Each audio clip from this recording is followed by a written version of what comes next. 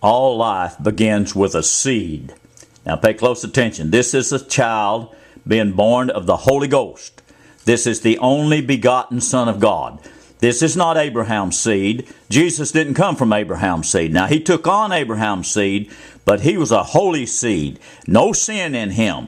He would not sin. He would die on the cross before he would sin against his holy Father. This is the holy seed. If you want to follow God and know what he's doing, learn the seed. Now here you can follow God. This is what God's doing.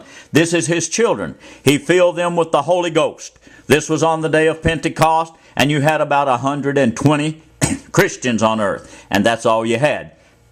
Because without the Spirit of Christ, you're none of his. Now watch the Holy Ghost seed. Follow the seed, and you can see what God's doing. You don't know him by doctrine. You know him by this incorruptible seed. See, Adam's seed is corrupt. It sins. Now here's James. Why are they killing him? Because he's got a different doctrine? No. They're killing James because he's a different seed. He's of the seed of Jesus. Jesus is going to destroy this world, and Satan knows it. He's got to kill off all of his seed. And this is James. They had two James that was apostles. This was James, the brother of John. He was a pillar in the church, and Satan had to do him in. You see them people killing him? That's Adam's seed. That's the first man, Adam. Under him all had sinned. Even Abraham and them sinned because they was under the Adam seed. Now here's Stephen, filled with the Holy Ghost. This is Adam's seed. See Adam's seed? They're killing Stephen's because they're of the corruptible seed. They are corrupted by Satan. Adam and Eve gave themselves over to Satan, and they're the serpent seed. Now you got to see the two different seeds. You're letting people fool you in the world today by doctrines and teachings and all. Satan can come up with all kinds of them, but there's only two seeds. Watch the seed. Now follow the seed. Follow the seed. Now what's happening to Peter? He's wanted dead or alive. He escaped from prison. The angel got him out. And the Catholics thought he was their first pope. He wasn't their pope. He was running from Herod. They wanted to kill him. They was going to kill him. They'd already killed James, and they was going to kill Peter. The last you read about Peter in biblical history, he was a convict. He was an escaped convict because he was a seed of Jesus Christ, and they wanted him dead or alive. And they tell us he was the first pope. The last place he would go was Rome. They was going to kill him. Now, Paul did wind up in Rome, but he was over there testifying. But Nero had his head cut off. Now, why did they kill him? They said he hadn't done nothing wrong. The King Agrippa said, if this man hadn't appealed unto Caesar, well, I'd let him go free. He done nothing wrong, like Pilate said about Jesus. I don't find no evil in him. They killed him because he's going to destroy this world, because these are the men of the Most High God, and they show us the way of salvation. It's a seed, children. Watch for the seed. Now, here's the last Christian mentioned in biblical history. This is Antipas. He's in the 2nd chapter of Revelations, where Satan's seed is. See, Satan had already infiltrated the churches. This was a seed of God. Satan had to kill him because he would tell you what God wanted. He would do God's will because God was in him. It's not different doctrines. It's the seed. It's the seed. Antipas was the seed of the living God, and Satan's seed is of Adam's seed, and they live after the flesh, and Antipas lived after the Spirit. Now here's the Catholic Church wiping out the Gnostics. The Gnostic, it simply means knowledge in Greek. It's a Greek word. Now the Roman Church, they went after them for heresies. This is the ones that were scattered after the temple was torn down. Thomas and Philip and some of the other apostles went toward Egypt. And they were Gnostics. Well, the Roman church and the Roman army was after them. They wiped their seed completely out and all their literature out by the 5th century. Now, they changed their literature and all till it makes it look like they're funny people. If they was Gnostics, spiritual people. Now, here you see Jesus' seed showed up in 1650. Watch for the seed now. Follow the seed. Follow the seed. Here the seed showed up.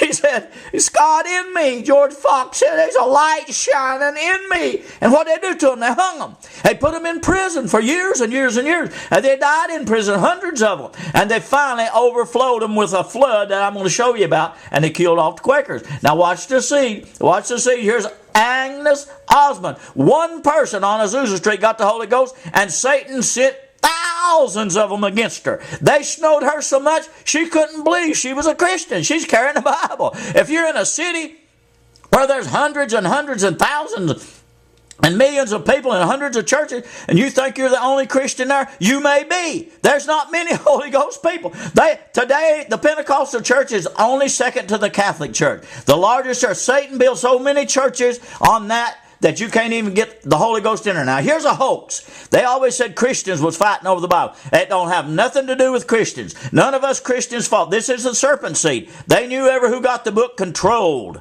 And the Catholic Church was wounded. They'd been controlling by this book, but now the Protestants got it. It was a war between the Protestants and Catholics. It was all Adam's seed. This is all the serpent seed. Nothing to do with Jesus' seed fighting for a Bible. They don't fight for Bibles. John got the whole book of Revelations in one setting. We can get the Bible out of the Spirit. Now here's Hohokam. That means those who are gone. I'm going to show you how they wipe out a culture. They come over, the white Europeans come over to America.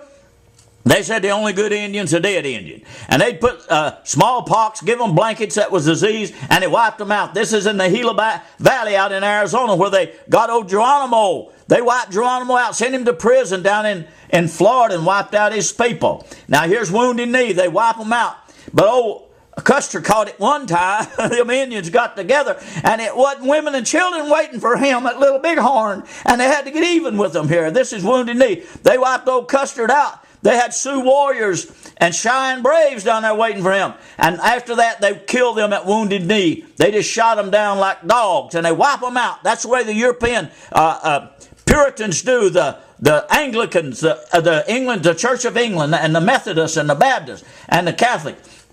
Now here's the way they destroy you today. Watch how they destroy the seed. This harlot sets up on many waters because that's a flood of people. He sends a flood after you, Satan does. He's got so many people today emulating Christ. You can sit in a church and you say, I wish this meeting was over. I'd like to go somewhere and worship God. You could be a Christian. You could be Holy Ghost. There's so many emulators out there today. So many people carrying Bibles around saying they're Christians. You can't tell a Christian today. But it's going to change pretty soon. Now here's a flood. He sent a flood. He sent millions of people. I've been in a town where I'd be the only Christian in town. Oh, this is the last of the Christians. You're going to see the last of the Christians now. They're coming up now. Watch real close. You're going to see the seed. If you was in this scene right here, you wouldn't even know it because you would be just a little seed amongst thousands of people. You say, what's wrong with me? I feel you are out of place. You're amongst the sinners. You can catch diseases amongst them Bible worshipers. They're diseased people. They're the seed of Satan. Now they put you in New York City. You might be the only one in Chicago. And they say, you're the only seed there. That's right. There's not many of us left. There's only a handful of Holy Ghost people left. Satan's killed us all. They put them in mental institutions. They choke them to death. This seed that choked to death, it can't get no air. They're around you. You're in a church and you say, oh Lord, what's wrong with me? I'm out of place. You're a different seed. You're a different seed. They go after the flesh. They want the big buildings. They want the robes. And they want to sing in the choir. Now here's Jesus transfigured. Nobody can tell how that happened. But he was a holy seed. And we're going to be transformed. You're going to see the last of the Christians now. And the Christians is coming out. And God told me in Fitzgerald, Georgia, in 1977, when I was praying for a word from God, a hole opened up in heaven. I could see the stars. And God spoke to me down through that hole. And he said, the sons of God will be manifested. Children, you that following me and hearing my voice, you get ready. God's going to be speaking. God's going to do something. And he's going to show his seed. Now listen, my voice will be heard again. He told me that day. I fell out in a trance and God told me that his voice would be heard again in the land. This is going to be the good seed.